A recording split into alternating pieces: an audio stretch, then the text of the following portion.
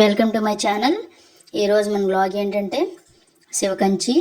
దీన్ని ఏకాంబరేశ్వర స్వామి దేవాలయం అంటారు. ఇది తమిళనాడులో కంచీపురంలో ఉందన్నమాట. ఇది one of the most special temple అనమాట. ఇక్కడ ఉన్న గాలిగోపురం చాలా సౌత్ ఇండియాలోనే టాప్ గాలిగోపురం అనమాట. చాలా స్పెషల్గా ఉంటుంది. ఇది ఎంట్రన్స్లో డోర్ అనమాట. డిఫరెంట్గా డిజైన్ కూడా చాలా డిఫరెంట్గా ఉంటుంది. చాలా చూడటానికి కూడా చాలా పెద్దదన్నమాట. అండ్ ఇది ఇక్కడ ఆలయంలో స్పెషల్ ఏంటంటే 1000 స్తంభాలు అంటారు. 1000 స్తంభాల గుడి అంటారు. ఈ స్తంభాల మీద ప్రతి ఆర్ట్ క్రాఫ్ట్ అనేది చాలా బాగుంటుంది. ప్రతిది కూడా మీకు ఇవాళ చూపిస్తాను. ఈ ఆలయం యొక్క ప్లేస్ వచ్చేసరికి 25 ఎకరాలు ఉంటుందన్నమాట. వైశాల్యం వచ్చేసి 40 ఎకరాలుగా విస్తరించి ఉందని చెప్తుంటారనమాట. ఇది ఎంట్రన్స్ అనమాట. గుడి బయట ఎంట్రన్స్ ఇదంతా. బయట స్టాల్స్ ఇవన్నీ పెడతారనమాట. ఆ పక్కనైతే మొత్తం పట్టు చీరలు అంత సెక్షన్ అన్నీ అమ్ముతుంటారనమాట. ఇక్కడ చాలా బాగుంటుంది. అసలు ఈ ప్లేస్ని చూస్తుంటే నాకు చాలా devotional feeling, very divine feeling అనిపించింది. సో నేను విజిట్ చేస్తాను, ఒకసారి మీరు చూస్తారని జస్ట్ వీడియోస్లో నేను కొన్ని పెడుతున్నాను. ఇది ఆలయం ఎంట్రన్స్ అనమాట. స్వామివారి ఇక్కడ ఏకాంబరేశ్వర స్వామి అంటారనమాట. పార్వతీదేవిని ఎలవర్కజలిగా అంటారు. ఈ దేవాలయంలో శివుడు పృథ్వీరంగ రూపంలో ఉంటారనమాట. సో అమ్మవారు అసలు ఇక్కడ పురాణ గాథ ఏంటి అన్నీ నేను ఇవాళ మీకు షేర్ చేస్తాను. ఇది ఎంట్రన్స్ అనమాట. శివలింగాలు చాలా శివలింగాలు ఉంటాయండి. అండ్ అదీ కాక ఇక్కడ మెయిన్ పురాణ కథ ఏంటంటే పార్వతీదేవి అమ్మవారు శివుడి చేత శపించబడతారు. స్వామి ఎక్కిరించినప్పుడు స్వామివారు ఏంటంటే శపిస్తారు, కురీపిగా మారిపోను అని.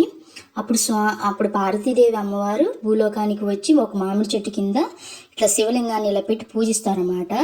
సో అది నేను తర్వాత మీకు చెప్తాను. ఇక్కడ ఇది వచ్చేసరికి పృథ్వీలింగం. స్వామివారు ఇలా ఉంటారండి. ఇక్కడ అమ్మవారు పార్వతీదేవి అమ్మవారు.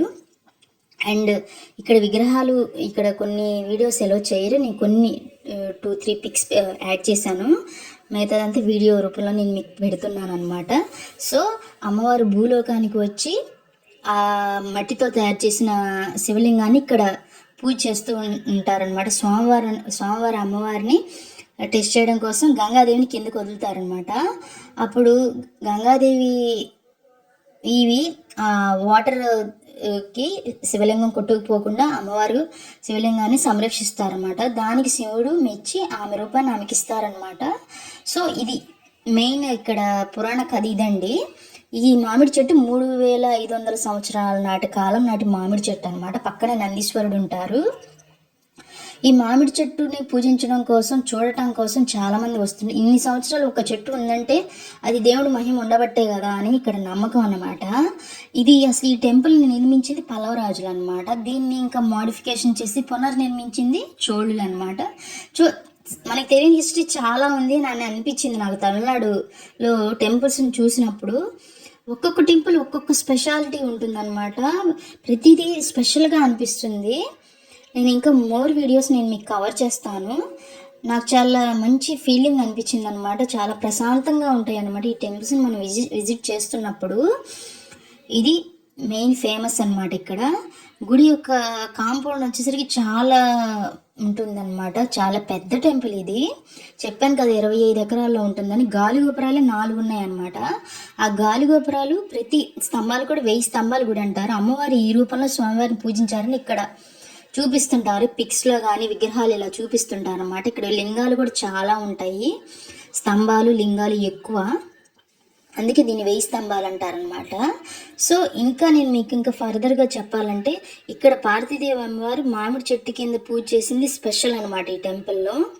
అండ్ గాలిగోపురాలు వీటి హైట్ కానీ చాలా డిఫరెంట్గా ఉన్నాయన్నమాట. ఇక్కడ 4 గాలిగోపురాలు ఉన్నాయన్నమాట.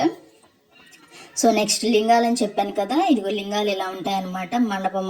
మండపాలుగా ఇది గుడి లోపల కాంపౌండ్ అనమాట. గుడి చాలా పెద్దదనమాట. లింగం కూడా ఇక్కడ పృథ్వీలింగం అనమాట. చాలా స్పెషల్గా అనిపించింది నాకు విగ్రహం చూడంగానే స్వామివారిని. ఇక్కడ వినాయకుడు, ఇంకో లింగం కూడా పెద్ద లింగం ఉంటుంది. అది కూడా నేను మీకు చూపిస్తాను. నందీశ్వరుడు బయట కాంపౌండ్లో ఉంటారనమాట. నందీశ్వరుడు నేను మీకు అన్నీ చూపిస్తాను. ఇలా చూస్తున్నప్పుడు మంచి ఫీలింగ్ వస్తుంది అనమాట. శివలింగం. అండ్ నెక్స్ట్ ఇక్కడ ఇంకా నేను మీకు ఇంకా మోర్ వీడియోస్ నేను ఇంకా పోస్ట్ చేస్తాను. అండ్ అది కాక ఈ టెంపుల్ వచ్చేసరికి దీని యొక్క గాలి గోపురాలు మామూలుగా హైట్ వచ్చేసరికి 57 మీటర్లు ఎత్తుంటాయి అనమాట. ఇక్కడ గాలి గోపురాలు బయట స్టాల్స్ అనమాట, ప్రసాద స్టాల్స్ గుళ్ళో కూడా పెడుతుంటారు. ఇక్కడ ఫేమస్ ఏంటంటే ప్రసాదాన్ని ఎవరు వదిలిపెట్టారనమాట. అంత అంత టేస్టీగా ఉంటాయన్నమాట. ఎవరైనా ఇష్టపడతారనమాట, అంత టేస్టీగా చేస్తారు ఇక్కడ. ప్రసాదాలు ప్రతి టెంపుల్లో పెడతారు.